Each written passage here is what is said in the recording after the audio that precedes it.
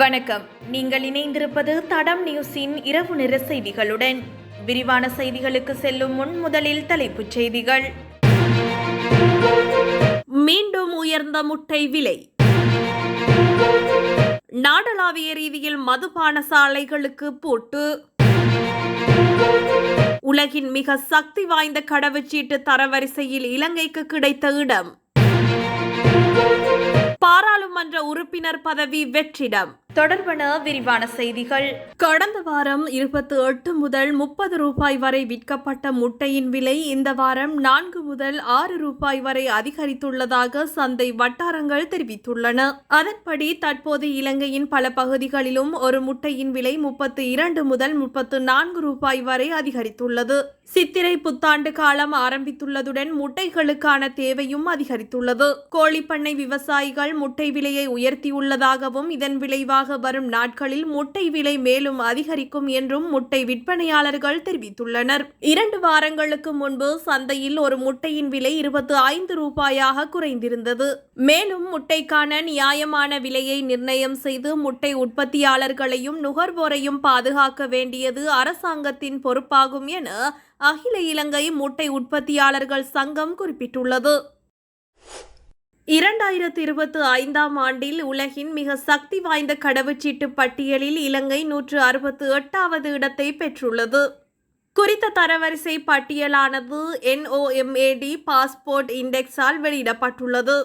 அதன்படி 2025ஆம் ஆண்டில் உலகின் மிக சக்தி வாய்ந்த கடவுச்சீட்டு என்ற அந்தஸ்தை அயர்லாந்து தனி ஒரு நாடாக வென்றுள்ளது. இந்த பட்டியலில் சுவிட்சர்லாந்து 2வது இடத்தையும் கிரீஸ் 3வது இடத்தையும் பெற்றுக்கொண்டுள்ளது. அத்துடன் இந்த பட்டியலில் அயர்லாந்து தனிநாடாக முதலிடத்தை பிடிப்பது இதுவே முதல் முறை என்பதுடன் 2020ஆம் ஆண்டில் அயர்லாந்து லக்சம்பர்க் மற்றும் ஸ்வீடனுடன் முதலிடத்தை பகிர்ந்து கொண்டது.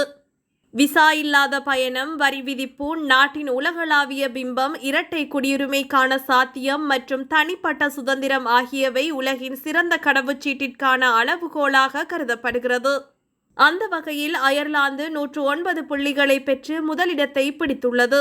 மேலும் இந்த பட்டியலில் அமெரிக்கா 45வது இடத்தை பிடித்துள்ளமை குறிப்பிடத்தக்கது.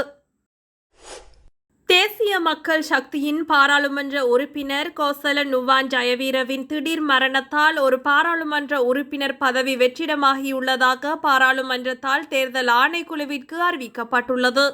அதன்படி அரசியல் அமைப்பின் 66A பிரிவின் விதிகளின்படி 2025 ஏப்ரல் மாதம் 6ஆம் திகதி முதல் 10வது பாராளுமன்றத்தில் ஒரு இடத்திற்கு வெற்றிடம் ஏற்பட்டுள்ளதாக பாராளுமன்றத்தின் பதில் பொது செயலாளர் சமிந்த குலரத்ன தேர்தல் ஆணைக்குழுவின் தலைவருக்கு அறிவித்துள்ளார். கோசல நுவான் நேற்று திடீர் மாரடைப்பு காரணமாக தமது 38வது வயதில் காலமானார்.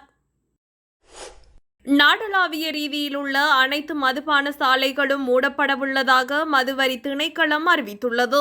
எதிர்வரும் சிங்கள மற்றும் தமிழ் புத்தாண்டு கொண்டாட்டங்களை முன்னிட்டு நாடு முழுவதும் உள்ள மதுபான விற்பனை நிலையங்களும் ஏப்ரல் 13 மற்றும் 14 திகதிகளில் மூடப்பட வேண்டும் என்று அறிவிப்பில் கூறப்பட்டுள்ளது. இந்த காலப்பகுதியில் போதைப்பொருள் குற்றங்கள் மற்றும் புகையிலை குற்றங்கள் தொடர்பான முறைப்பாடுகளை 1913 என்ற இலக்கத்திற்கு அழைத்து தெரிவிக்குமாறு பொதுமக்களுக்கு அறிவுறுத்தல் வழங்கப்பட்டுள்ளது. இதேவேளை கலால் திணைக்களத்தின் செயற்பாட்டு அறையுடன் குறித்த இலக்கம் 24 மணி நேரமும் இணைக்கப்பட்டிருக்கும் என தெரிவிக்கப்பட்டுள்ளது.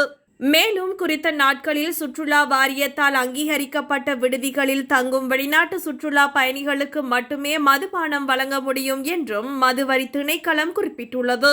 இதேவேளை நீண்ட தூர பயணிகள் போக்குவரத்து பேருந்துகளுக்கு உணவு வசதிகளையும் வழங்கும் உணவகங்களின் தரம் குறித்து சுகாதார பிரிவினர் ஆய்வு செய்ய வேண்டும் என்று பேருந்து சங்கம் கேட்டுக்கொண்டுள்ளது.